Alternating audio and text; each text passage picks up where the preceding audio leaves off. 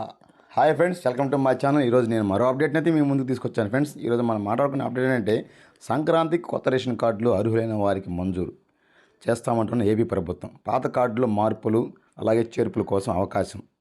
అంతేకాకుండా మనకి ఈరోజు జరగబోయే క్యాబినెట్ మీటింగ్లో పలు కీలక అంశాల గురించి కూడా చర్చించున్నారు. అదేంటంటే పెన్షన్ల జారీపై నిర్ణయం, అన్నదాత సుఖీభావ గురించి, అలాగే తల్లికి వందనం, ఉచిత బస్సుపై కీలక నిర్ణయాలు తీసుకునే అవకాశం అయితే మనకైతే సూపర్ 6 హామీలపై చర్చించనున్నట్టే క్యాబినెట్ మీటింగ్లో చర్చించనున్నారు. సూపర్ 6 పథకాలపైన ఈ వివరాలంటే మనం పూర్తిగా తెలుసుకుందాం ఫ్రెండ్స్. తెలుసుకునే ముందు మీరు నా ఛానల్ని ఫస్ట్ టైం చూస్తున్నట్టు సబ్స్క్రైబ్ చేయండి, అలాగే లైక్ చేయండి. ఈ వీడియో పూర్తిగా అందరూ షేర్ అవుతుంది. ఈ వీడియో అక్కడ స్క్రిప్ట్ చేయకుండా పూర్తిగా వినండి ఫ్రెండ్స్. అలాగే చూడండి ఫ్రెండ్స్, ఫస్ట్ మనం క్యాబినెట్ మీటింగ్ గురించి అంటే తెలుసుకుందాం. తర్వాత రేషన్ అని దీంట్లో తెలుసుకుందాం ఫ్రెండ్స్. పలు కీలక అంశాలపై చర్చ. కొత్త రేషన్ కార్డులకు పింఛన్ల జారీపై నిర్ణయం. ఏపీ క్యాబినెట్ సమావేశం నేడు జరగనుంది. మంగళవారం సచివాలయంలో ముఖ్యమంత్రి చంద్రబాబు నాయుడు గారు అధ్యక్షత జరిగే ఈ సమావేశంలో పలు కీలక నిర్ణయాలు తీసుకున్నట్లు తెలుస్తోంది. కూటమి ప్రభుత్వం అధికారంలోకి వచ్చిన 6 నెలలు అవుతున్న నేపథ్యంలో పలు కీలక నిర్ణయాలను మంత్రివర్గం తీసుకునే అవకాశం అయితే ఉంది.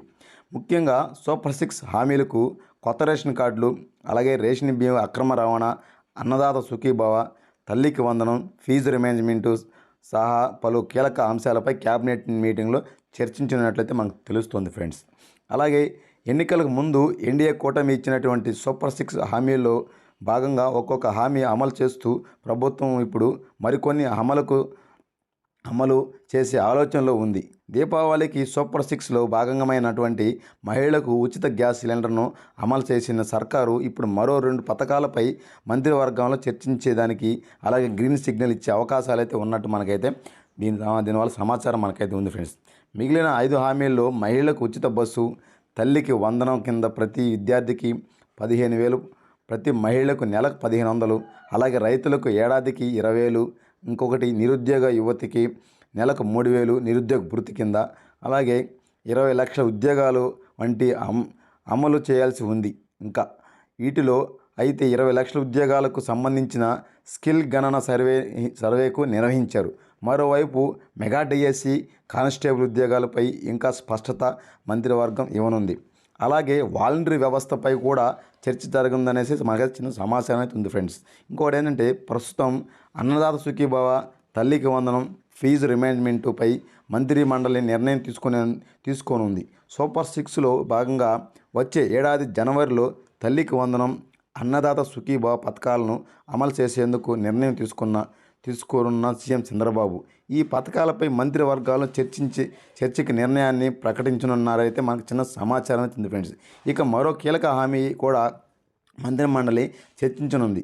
మహిళలకు ఉచిత బస్సుపై చర్చకు అవకాశం ఉందనేసి తెలుస్తోంది. అదే కాకుండా ప్రధానంగా కాకినాడ పోర్టు నుంచి రేషన్ బియ్యం అక్రమంగా రవాణాపై కూడా చర్చ జరగనుంది ఫ్రెండ్స్.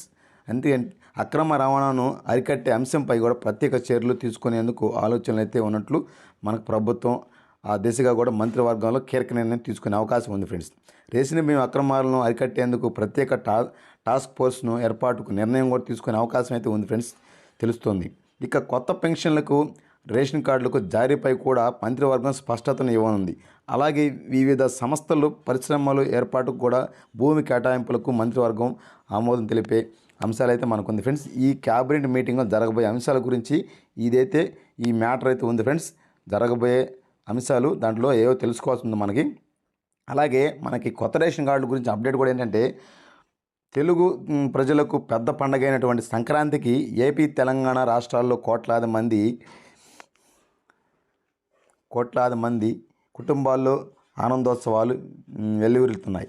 ఓవైపు ఆంధ్రప్రదేశ్లో కూటమి ప్రభుత్వం సంక్రాంతికి పండుగకు ప్రజలకు భారీ కానుక ప్రకటించింది. రాష్ట్రంలోని అర్హులైన వారి అందరికీ రేషన్ కార్డులు మంజూరు చేస్తామనేసి ప్రకటించడంతో పాటు పాత కార్డులో మార్పులు చేర్పులకు కూడా అవకాశం కల్పించనుంది. ఈ మేరకు డిసెంబర్ 2వ తేదీ నుంచే అప్లికేషన్ల ప్రక్రియ ప్రారంభించనుంది. అర్హత ఉన్న వారు గ్రామ వార్డు సచివాలయంలో దరఖాస్తు చేసుకోవాలనేసి సూచించనున్నారు. వివరాలన్నిటినీ పరిశీలించి తర్వాత అర్హత ఉన్న వారిని నూతన కార్డులు మంజూరు చేస్తామనేసి వెల్లడించడం. ఈ మేరకు అయితే మనకైతే బడ్జెట్ కూడా విడుదల చేసేందుకైతే ఈ మంత్రి మండలిలో అయితే మనకు చెప్పే అవకాశాలు అయితే ఉంది ఫ్రెండ్స్. అయితే నేను చెప్పినటువంటి ఈ సమాచారంలో ఇప్పుడు ఈరోజు జరగబోయే క్యాబినెట్ మీటింగ్లో పలు అంశాల గురించి కీలకంగా చర్చించబోయే అంశాల గురించి అయితే మనకైతే తెలుస్తుంది ఈ సమాచారం వల్ల ఫ్రెండ్స్.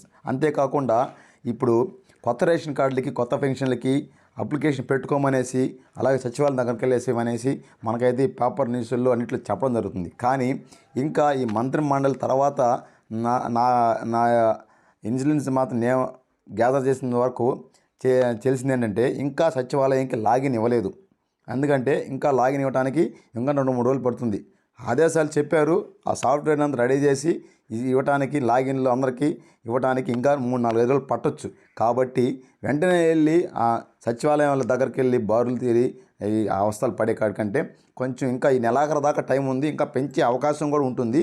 కాబట్టి ఎవరు కంగారు పడకుండా ఏం చేస్తారంటే 5వ తారీఖు పైన కానీ 6వ తారీఖు పైన కానీ సచివాలయంలో ఈ దరఖాస్తులు చేసుకోవాలనేసి కదా కొంతమంది సచివాలయ సిబ్బంది ఇబ్బందులు పడుతున్నారు. మాకు ఇంకా లాగిన్లు ఇవ్వలేదనేసి వాళ్ళు చెప్పడం జరిగింది. ఇంకా వాళ్ళకి ఆదేశాలు కూడా జారీ చేయలేదు.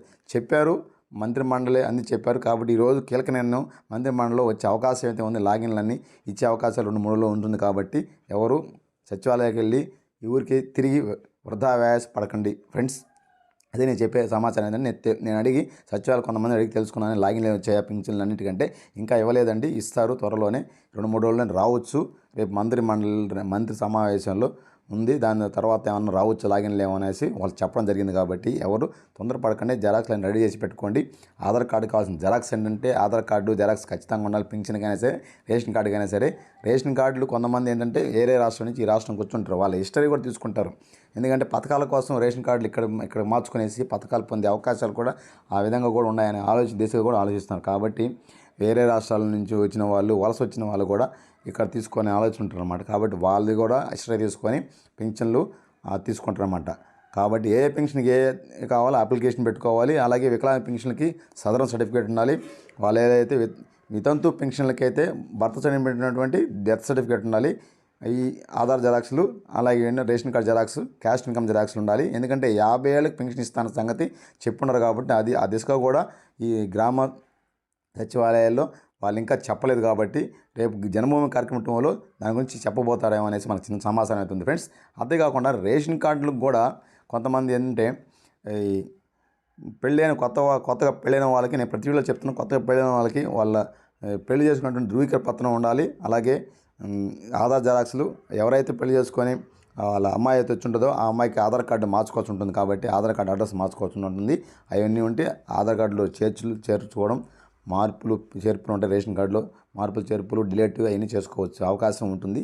అది తొందరపడకుండా నిదానం చేసుకోవచ్చు. నెల దాకుండా అవతల కూడా టైం పెంచే అవకాశాలు ఉంటుంది. కాబట్టి ఎవరు బారులు తిరగబాకండి, ఇప్పుడే సచివాలయానికి వెళ్ళేసి ఇబ్బందులు పడకండి. ఇంకా లాగిన్లు రాలేదు ఫ్రెండ్స్.